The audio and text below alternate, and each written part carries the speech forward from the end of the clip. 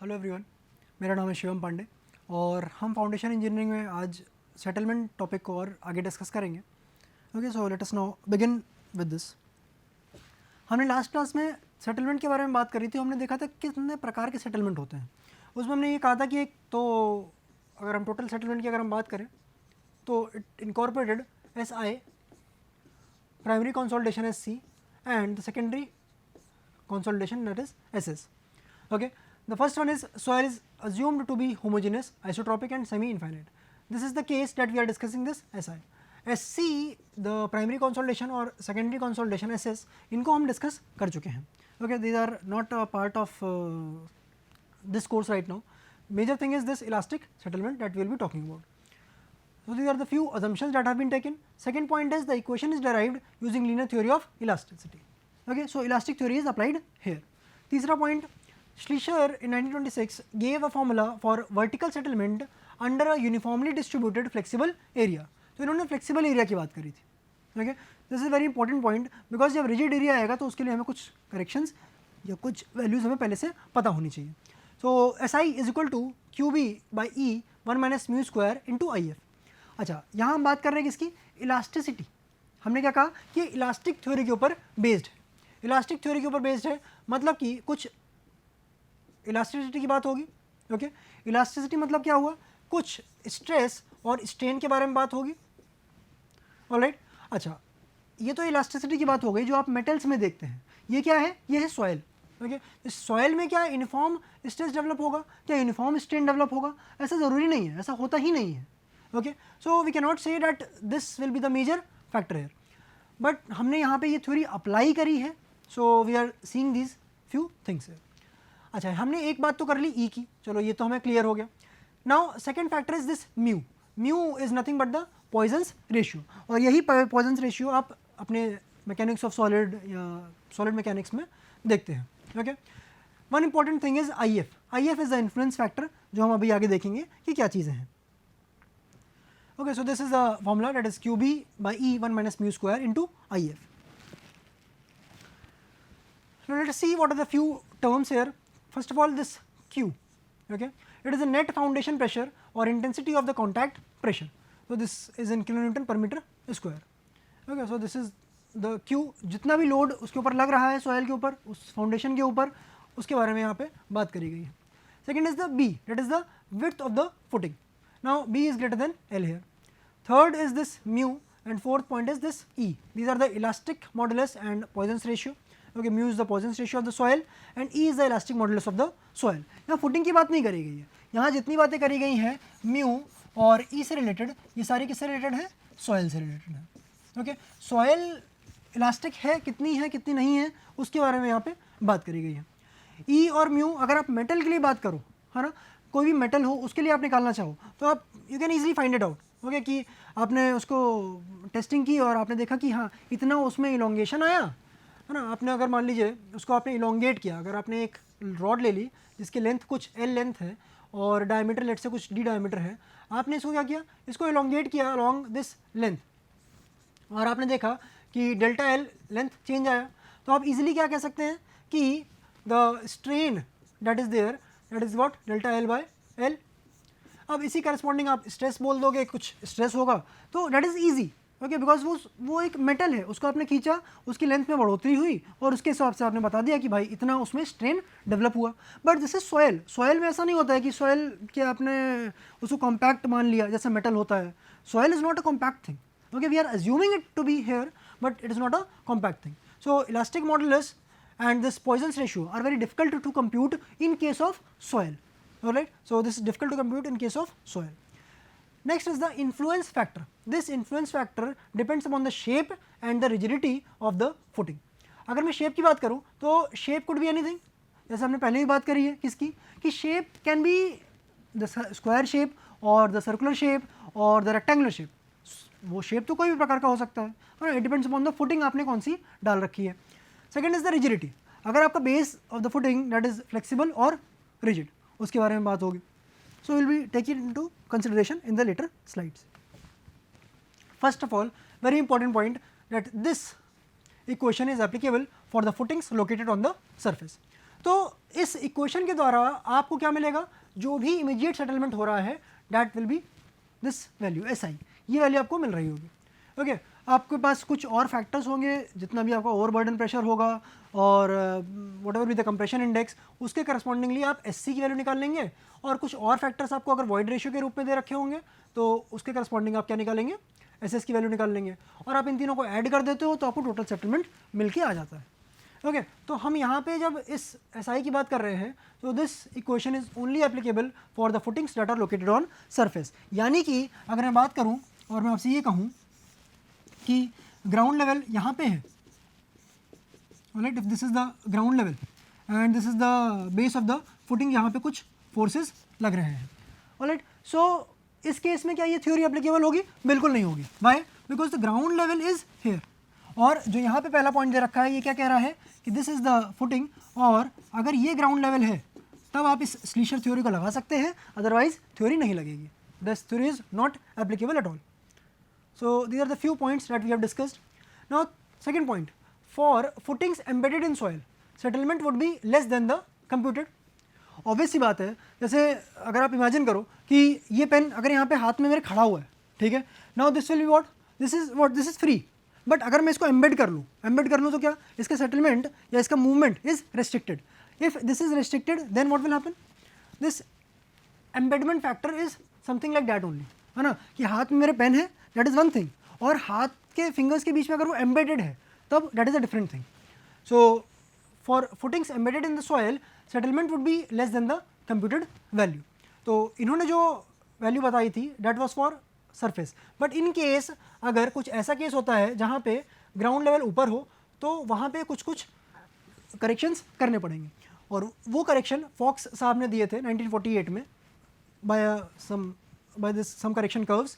Okay settlement जो होगा that will be the computed settlement, जो आपने इससे निकाला होगा, ऑलराइट, दिस फर्स्ट फॉर्मूले से, इनटू द डेप्थ फैक्टर। अच्छा, ये डेप्थ फैक्टर किसके ऊपर डिपेंड करता है? It depends upon DF upon root of L into B, है ना, इसके ऊपर ये डिपेंड करेगा। सो सम कर्व्स वर ड्रॉन और उसके करस्पॉन्डिंगली आपको अलग अलग वैल्यूज़ मिलती हैं, उसके करस्पॉन्डिंग आपको सेटलमेंट मिलेगा। ओके सो जो भी कंप्यूटेड सेटलमेंट होगा आफ्टर दिस एम्बेडमेंट, है ना, जब हम इस वाले को इनकॉर्पोरेट करेंगे यहाँ पे, so somewhat settlement will be somewhat lesser, because वही एग्जांपल है कि पेन आपने हाथ पे रखा है या फिर पेन आपने फिंगर्स में फंसा रखा है ना, क्योंकि यहाँ पे the movement will be restricted और यहाँ पे it will be free to move, है ना, कुछ भी नहीं होगा। So settlement will be slightly lesser in the second case जहाँ पे एम्बेडमेंट हो जाएगा। Now the third point here, what this E is the elastic modulus of the soil. This is determined from the stress strain curve which is obtained from the CU test, consolidated undrained test of the triaxial one. Okay, for NCC normally consolidated clays it varies from 250 times C से 500 times C के बीच में. For OCC it varies from 750 C to 1000 C, where C is the value of undrained cohesion. Okay. Also value of 1 minus mu square into IF by E can also be determined from the plate load test. अब एक curve बनाते हैं, उसके slope की वजह से हम इस वैल्यू को डायरेक्टली निकाल सकते हैं, this portion here. Okay so this can be determined from the plate load test, जिसके बारे में हम आगे आज देखेंगे। We talk about this influence factor, है ना, बाकी सारी हमने बातें करी अभी इसके पहले। इन्फ्लुएंस फैक्टर की अगर हम बात करते हैं तो this is dependent upon two things, क्या शेप किस तरीके का है फुटिंग का, second thing is if that is a rigid footing और that is a flexible footing, उसके बारे में बात है। So if I say that this is the circular footing या फिर स्क्वायर फुटिंग या फिर रेक्टेंगुलर फुटिंग। अब रेक्टेंगुलर है तो लेंथ और ब्रेड्थ दोनों के ऊपर डिपेंड करेगा। So in this case there will be different values of length and width, तो L बाई बी का जो भी रेशियो होगा उसके करस्पॉन्डिंग अलग अलग वैल्यूज आपको देखने को मिलेंगी। ओके अच्छा, एक चीज़ तो आपने यहाँ पे शेप के रूप में इनकॉर्पोरेट कर लिया। सेकेंड थिंग इज क्या वो फ्लेक्सिबल है या फिर वो रिजिड है। अच्छा फ्लेक्सिबल है तो सेंटर पे कुछ अलग वैल्यूज़ होंगी, ओके, और कॉर्नर्स पे कुछ अलग वैल्यूज़ होंगी। ओके सेंटर पे the influence factor will be giving a maximum value, okay, जो लोड वो प्रोवाइड कर रहा होगा, जो सेटलमेंट देगा वो मैक्सिमम देगा। But in case of the corners वहाँ पे उतना सेटलमेंट देखने को नहीं मिलेगा।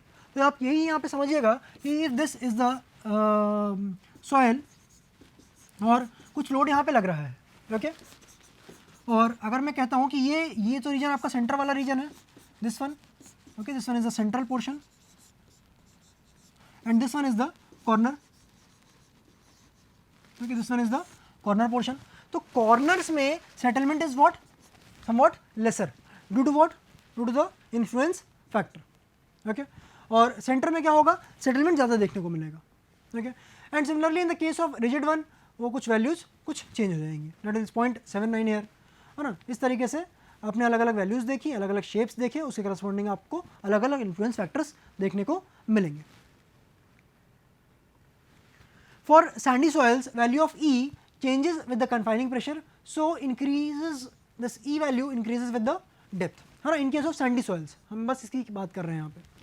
Also second point see here, also the value of E changes along the width and is greater under the centre than at the edges of the loaded area, जिसके बारे में हमने पिछले स्लाइड में अभी बात करी. Okay, and due to this thing कि सेंटर पे ज़्यादा फोर्स है ना, ई की वैल्यू ज़्यादा है और एजेस पे कम है ना, so due to this the value of the settlement is less below the centre than at the edges. Okay, वहाँ पे लोड का फैक्टर ज़्यादा है और सेटलमेंट वहाँ पे कम देखने को मिला. Okay, so the equation discussed is not applicable in case of sands. This is a very important factor here. For sands SI can be determine by the use of field test. Field test मतलब कि जैसे आपका plate load test हो गया है ना, SPT test हो गया, उनके द्वारा आप डिटरमिन कर सकते हो. Now let us see one numerical here. Circular raft foundation of 20 meter diameter and 1.6 meter thick is provided for a tank that applies a bearing pressure of 110 kilopascal on a sandy soil. चलो ठीक है, on a sandy soil with elastic modulus ES is equal to 30 MPa and Poisson's ratio of that soil as 0.3. Okay, so soil के कुछ characteristics दे रखी हैं आपको, that is ES is equal to 30 MPa and Poisson's ratio as 0.3. The raft is made of concrete. Okay, so it is a circular, पहले तो circular है. Okay, then raft foundation है, so it is a type of mat foundation which is there. The raft is made of concrete whose elastic modulus is given as 30 GPa and this Poisson's ratio is given as 0.15. Considering raft as rigid, okay, the raft as rigid, okay, determine the elastic settlement. Circular rigid footing influence factor is given as 0.79. तो आपको कर पता हो कि shape के ऊपर depend करता है और रिजिडिटी के ऊपर डिपेंड करता है क्या, आपका इन्फ्लुएंस फैक्टर. तो यहाँ पे तो इन्होंने वैल्यूज़ दे रखी हैं, अगर नहीं दी होती तो आप क्या करते, आप उस टेबल को रेफर कर लेते. Okay, so let us see what will be the settlement that is there. Determine the elastic settlement. So you have to determine what is the value of SI. So you can easily apply this Schleicher formula which is given by Q into B by E 1 minus mu square into IF. अच्छा, आपको Q और B तो चलो आराम से पता चल गया, IF भी समझ में आ रहा है कि दे रखा है डेटा, है ना. mu और E यहाँ पे दो डेटा दे रखे हैं, बट मैंने आपको सबसे पहले ही बोला कि mu और E are those factors which you have to take into consideration of the soil, not of concrete. Footing से कोई रिश्ता नहीं है उसका, सिर्फ और सिर्फ सॉइल से बात हो रही होगी. So these are the few points here. Now let us see what are the different values that are given to us. तो जो लोड दे रखा है Q that is given by 110 kilonewton per meter square, that is a B, that is the width of the foundation is given by 20 meters because it is a circular one. तो यही B आपका D के बराबर हो जाएगा. Okay, D is the diameter here, है ना, depth की बात नहीं है यहाँ पे. This is the diameter. This mu s is equal to 0.3 and ES is equal to 30 MPa.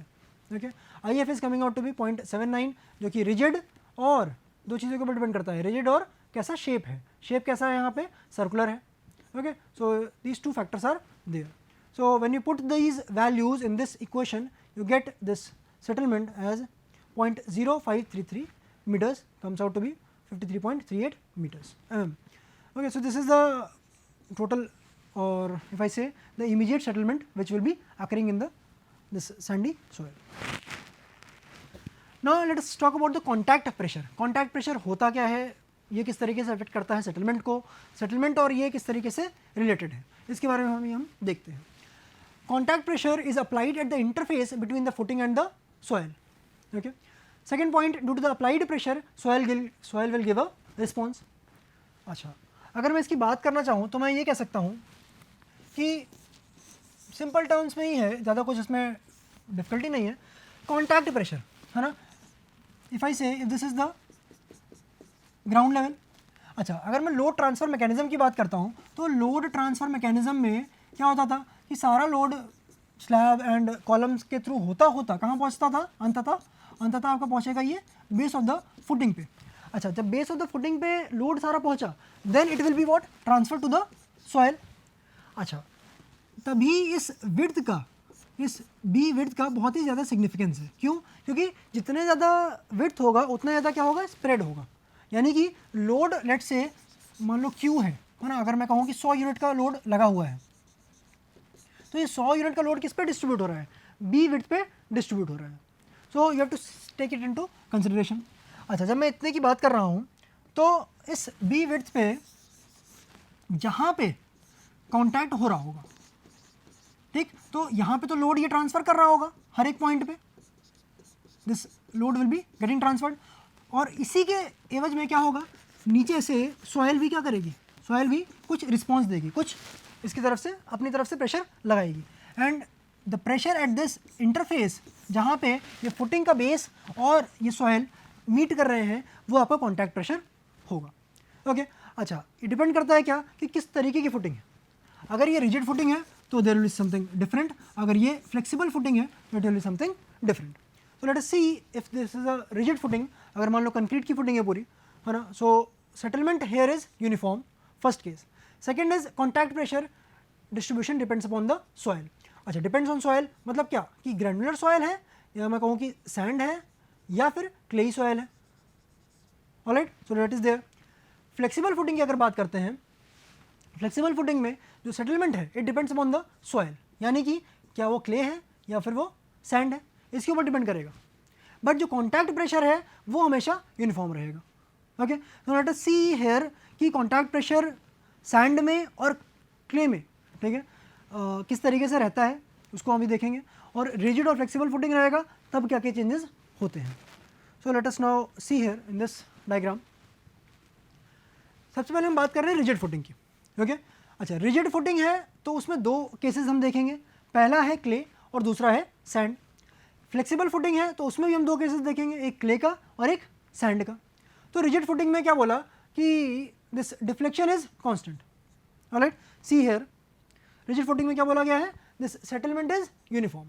तो सेटलमेंट तो चलो यूनिफॉर्म होगा, सेटलमेंट यूनिफॉर्म बताया गया, यानी कि जो ये पोर्शन है, ओके, दिस वन हियर, ये जितना पोर्शन है दिस डिफ्लेक्शन इज यूनिफॉर्म, जितना इधर हो रहा है उतना ही इधर भी हो रहा है। तो ये पूरे रिजिड में होगा, ये सॉइल के ऊपर डिपेंड तो कर नहीं रहा है। ओके, तो जो केस यहाँ पे है वही केस यहाँ पे भी होगा with respect to what, with respect to the deflection. तो डिफ्लेक्शन इज जो इतना यहाँ पे उतना ही यहाँ पे, उतना ही यहाँ पे। अच्छा, अगर मैं बात करता हूँ कि इसी रिजिड फुटिंग में आपका कॉन्टैक्ट प्रेशर क्या होगा, तो कॉन्टैक्ट प्रेशर यहाँ पे सबसे कम है, ओके, बट ये एजेस पे बहुत ज़्यादा है, ठीक। So contact pressure is maximum at the edges and minimum at the centre in case of what, clay. But यही अगर सैंड होता है तो सैंड में एकदम बीचों बीच में, जैसे मान लीजिए अगर ये this is the load which is being applied, तो एकदम बीचों बीच में this will be the maximum reaction.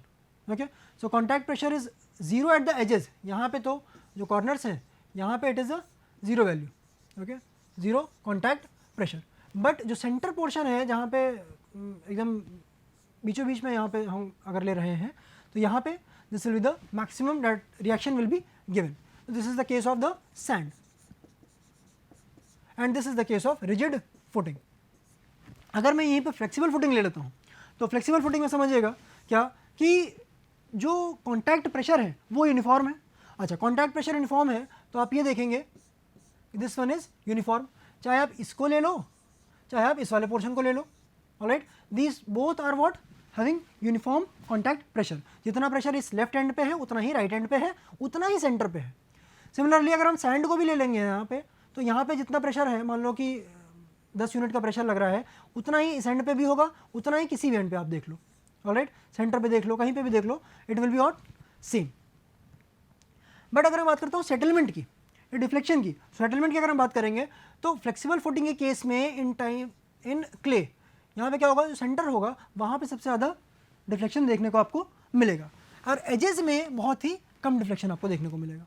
But वहीं अगर हम फ्लेक्सिबल फुटिंग के ही केस में सॉइल बदल दें, सॉइल की जगह हम क्ले की जगह हम अगर सैंड की बात करने लग जाए, तो इस सैंड में क्या होगा, this will be what, lesser deflection here, और एजेस पे क्या होगा, एजेस पे will be more deflection, okay, more settlement will be there.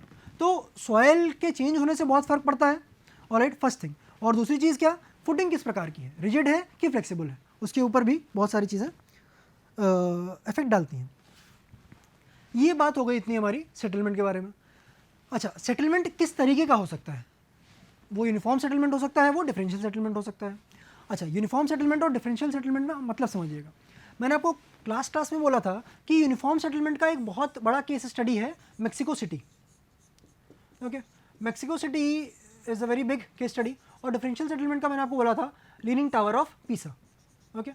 सो आपने ये दोनों में लीनिंग टावर तो बहुत सुना होगा, मेक्सिको सिटी शायद सुना हो, ओके। यूनिफॉर्म सेटलमेंट यानी कि अगर मैं दोनों साइड पे सेटलमेंट की बात करता हूँ, अगर दिस इज द फुटिंग, है ना, और ये जितना इधर पे this is let's say resting on ground, या कहीं पे भी हो ग्राउंड लेवल, अगर ऊपर भी हो तो कोई दिक्कत नहीं है, but what ever be the case, ये अगर यहाँ पे है ना, अगर इधर वाला सेटल किया दिस S1 और इधर भी सेटल किया S1, और जो नई पोजीशन इसकी हुई है that is what, somewhat like this,